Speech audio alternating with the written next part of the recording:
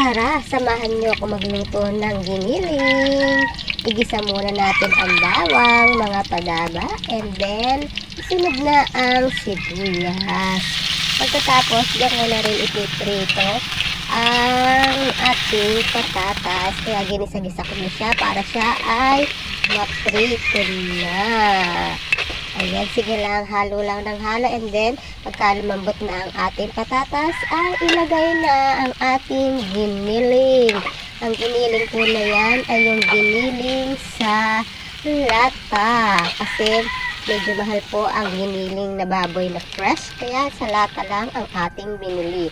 Tapos nilagyan ko rin siya ng konting pampalasa at ang ating pampakulay, ang ketchup.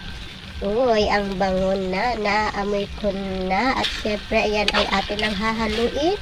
At pagkatapos niyan, ay lalagyan lang natin ng konting paminta at konting kulo lang. Ay, tapos na!